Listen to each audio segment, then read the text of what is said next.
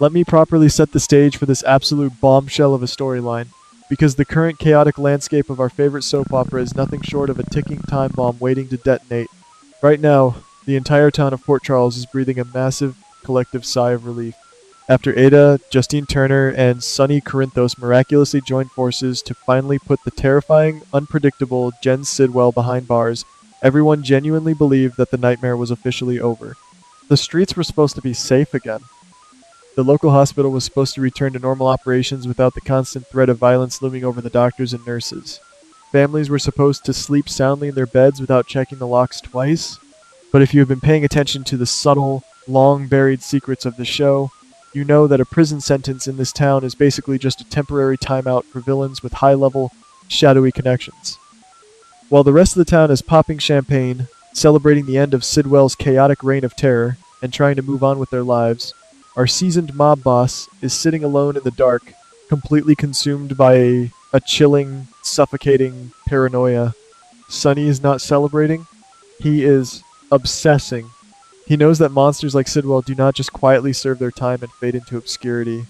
Sonny knows all too well that the justice system is a fragile, easily manipulated illusion when it comes to elite international criminals. He vividly remembers the horrific precedent set by Jack Brennan not too long ago. Remember when Brennan was locked up at Pentonville, seemingly neutralized and gone for good, only to be magically released because of some shadowy, underground WSB intervention? Brennan walked right out of those prison doors like he owned the place, and Sonny is absolutely convinced that history is about to repeat itself in the worst possible way with Sidwell. He believes with every fiber of his being that Sidwell has a secret backing from a highly powerful, corrupt faction within the WSB, and that his inevitable release is only a matter of time.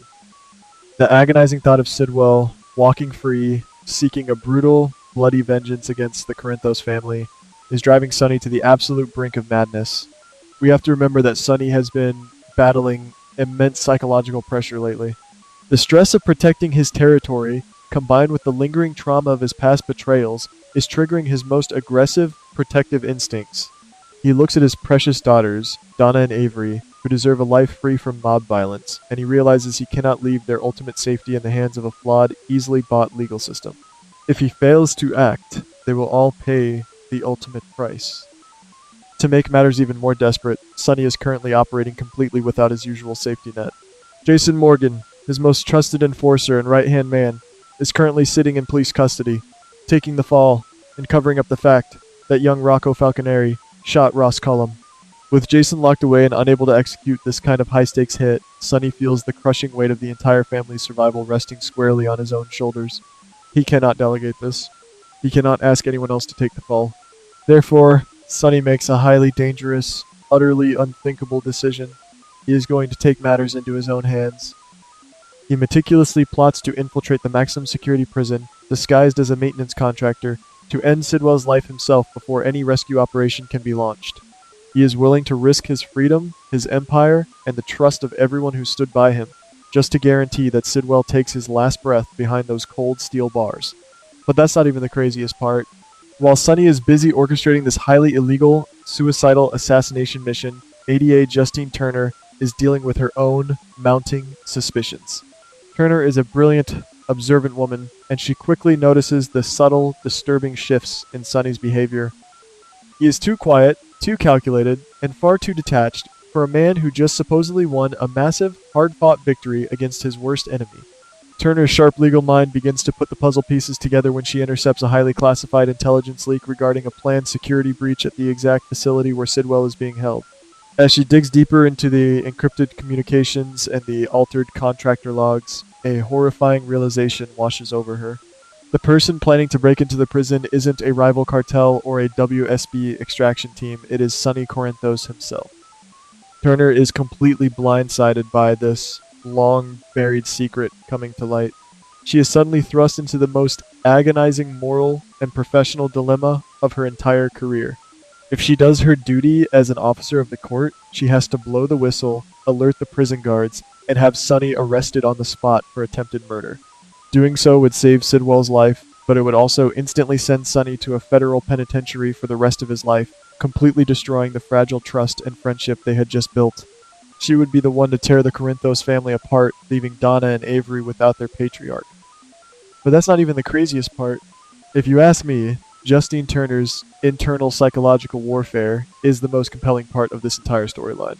On one hand, she is a sworn defender of the law, a woman who has dedicated her life to upholding justice, but on the other hand, she has seen firsthand the utter devastation that Jen Sidwell is capable of inflicting on innocent people. She knows deep down in her soul that Sonny's chilling fears are not entirely unfounded. If Sidwell truly does have a secret, untouchable WSB faction waiting in the wings to orchestrate his release, then the legal system has already failed them all. If Turner stays silent and allows Sonny to execute his deadly plan, she is essentially signing off on an extrajudicial execution. She would become a silent accomplice to a cold-blooded murder. If the truth ever came to light, her stellar legal career would be instantly incinerated, and she would face severe criminal charges herself, trading her pristine office for a prison cell. Furthermore, she thinks about Dante Falconeri. Dante is a dedicated cop and Sonny's son. If Turner lets this happen and it goes wrong, Dante might be the one forced to slap handcuffs on his own father. The emotional toll on the entire Port Charles Police Department would be catastrophic. And then there is Carly Spencer to consider.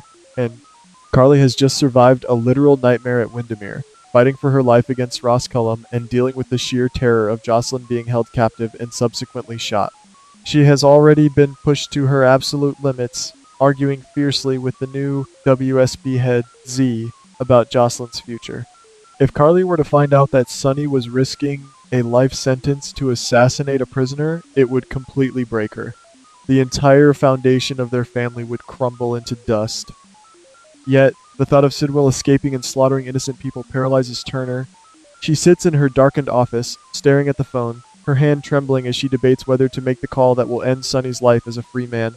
The clock is ticking down to the exact moment Sonny is scheduled to breach Sidwell's cell block. The tension is so thick you could cut it with a knife, and viewers are left screaming at their screens, wondering which path this conflicted ADA will choose. But that's not even the craziest part. Let's transport ourselves to the cold, damp, unforgiving corridors of the maximum security prison. Sonny Corinthos, dressed in a heavy, grease-stained maintenance uniform, has successfully bypassed the initial security checkpoints using forged documents and his signature Corinthos charm. His heart is pounding in his chest, but his eyes are completely dead, reflecting the cold, calculated killer he once was in his youth. He clutches a specialized, untraceable weapon in his pocket, mentally preparing himself to cross a line he swore to his family he would never cross again.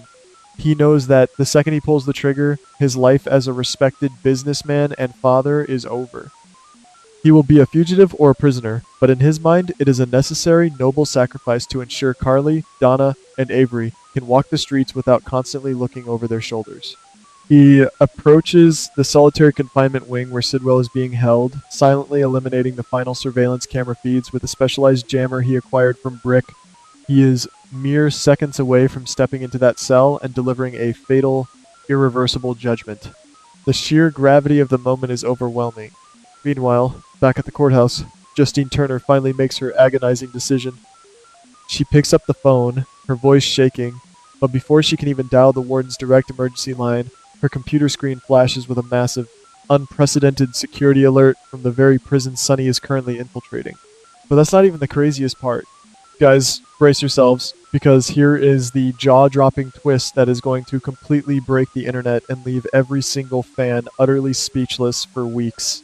Just as Sonny Corinthos steps into Jen Sidwell's dimly lit cell, raising his weapon to deliver the final, lethal blow, the entire prison goes into a sudden, catastrophic lockdown.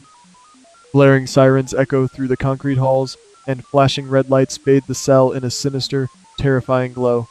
But the alarms aren't for Sonny.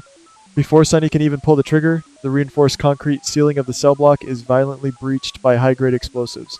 The deafening blast shakes the very foundation of the prison, filling the air with thick, choking smoke and the sharp smell of cordite. Through the gaping hole in the roof, a highly trained, heavily armed Black Ops extraction team rappels straight into the facility. They are wearing unmarked tactical gear, but the precision, the sheer financial backing, and the advanced technology they possess scream one thing: the WSB. In a matter of seconds, they ruthlessly neutralize the prison guards with non-lethal gas, secure a grinning, sickeningly smug Jen Sidwell, and attach him to a harness. As the deafening roar of a stealth helicopter echoes from above, Sidwell is extracted right in front of Sonny's disbelieving eyes, ascending into the night sky like a ghost. Sonny is forced to dive into the shadows, pressing his back against the cold stone wall to avoid being gunned down by the elite operatives covering the escape. His absolute worst, most terrifying nightmare has just materialized right in front of him. He was right all along. Sidwell wasn't just some rogue criminal operating on his own.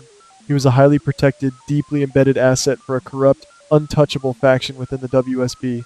The law never mattered. The trial never mattered. It was all a grand, theatrical illusion orchestrated by people in high places, and Sidwell is now back on the streets, infinitely more dangerous and vengeful than ever before. I am still physically shaking just thinking about the sheer magnitude of this revelation.